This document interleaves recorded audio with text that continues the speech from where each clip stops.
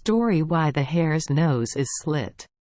The curtains had not yet been drawn nor the shutters closed, and little Jan looked with wide serious eyes at the full moon sailing serenely in the cold sky.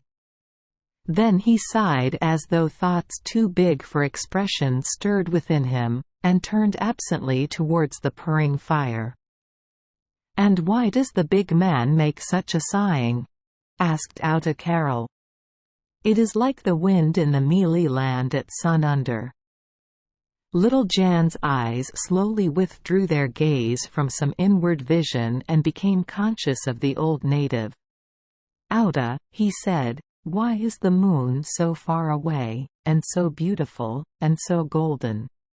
"Ack," to hear him now. "How can Outa tell? It is mar so.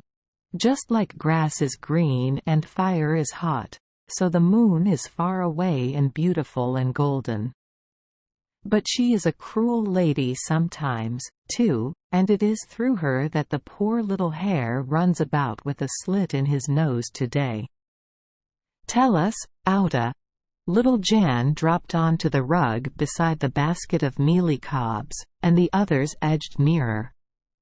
"And why do you call the moon a lady?" asked Pitai of the inquiring mind. "But doesn't Basha know that the moon is a lady?" "Oh yes, and for all her beauty she can be cross and cruel sometimes like other ladies, as you will hear. Long, long ago, when the world was quite young, the Lady Moon wanted someone to take a message to men. She tried first one creature and then another, but no. They were all too busy, they couldn't go. At last she called the crocodile. He is very slow and not much good, but the Lady Moon thought she would pinch his tail and make him go quickly. So she said to him, 'Go down to men at once and give them this message. As I die and, dying, live, so also shall you die, and, dying, live.' Bajis know how the moon is sometimes big and round, so, and Outa's diminutive hands described a wide circle and remained suspended in the air, like she is now in the sky. Then every night she gets smaller and smaller, so, till, clap. The crooked fingers come together with a bang. There's no more moon. She is dead. Then one night a silver horn hangs in the sky, thin, very thin. It is the new moon that grows, and gets beautiful and golden. By the aid of the small claw-like hands the moon grew to the full before the children's interested eyes. And so it goes on, always living, and growing, and dying, and living again. So the Lady Moon pinched old Crocodile's tail, and he gave one jump and off he started with the message. He went quickly while the moon watched him, but soon he came to a bend in the road. Round he went with a great turn, for a crocodile's back is stiff like a plank, he can't bend it, and then, when he thought he was out of sight, he went slower and slower. Drift draft drippity drift draft, drift draft drippity drift draft, like a knee-haltered horse. He was too lazy. All of a sudden there was a noise, shush h, and there was the little hare. Ha! Ha! Ha! He laughed. What is the meaning of this drift draft drippity drift draft? Where are you going in such a hurry, Crocodile? I can't stop to speak to you, Neef Hostja, said Crocodile, trying to look busy and to hurry up. The Lady Moon has sent me with a message to men. And what is the message, Crocodile? It's a very important one. As I die and, dying, live, so also shall you die and, dying, live. Ack, but that is a stupid message. And you can't ever run, you are so slow. You can only go driff draff drippity driff draff like a knee-haltered horse, but I go shush h like the wind. Give the message to me and I will take it." "Very well," said the lazy crocodile, "but you must say it over first and get it right." So Neef Hastja said the message over and over, and then, shush h, he was off like the wind. Here he was. There he was. And you could only see the white of his tail and his little behind legs getting small in the distance. At last he came to men, and he called them together and said, "Listen, sons of the baboon, a wise man comes with a message. By the Lady Moon I am sent to tell you, as I die and, dying, perish, so shall you also die and come wholly to an end." Then men looked at each other and shivered. All of a sudden the flesh on their arms was like goose flesh. "What shall we do?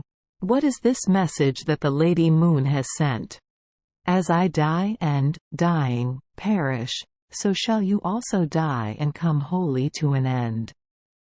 They shivered again, and the goose flesh crept right up their backs and into their hair, and their hair began to rise up on their heads just like no, but Outa forgets.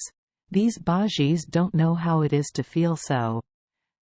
And the wide smile which accompanied these words hid the expression of sly teasing which sparkled in Outa's dancing black eyes, for he knew what it was to be taken to task for impugning the courage of his young listeners. But Neef Hastja did not care. He danced away on his behind legs, and laughed to think how he had cheated men. Then he returned again to the moon, and she asked, "What have you said to men?" "Oh, Lady Moon, I have given them your message. Like as I die and, dying, perish, so also shall you die and come wholly to an end," and they are all stiff with fright. "Ha! Ha! Ha!" Hastja laughed at the thought of it. "What?" cried the Lady Moon. "What? Did you tell them that? Child of the devil's donkey! You must be punished." But the Lady Moon was very angry. She took a big stick, a kiri, much bigger than the one Outa used to kill lions with when he was young, and if she could have hit him, then, Outa shook his head hopelessly, there would have been no more little Hare. His head would have been cracked right through.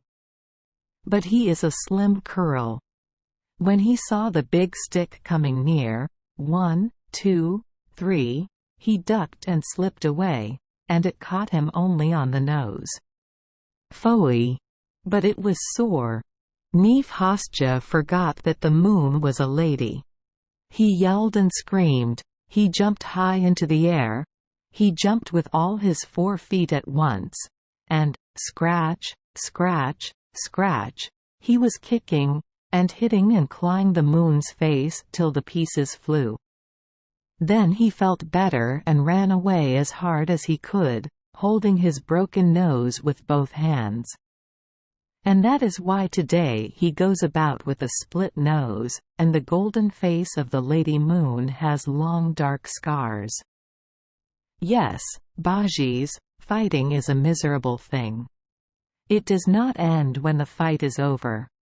Afterwards there is a sore place, for so long, and even when it is well, the ugly marks remain to show what has happened.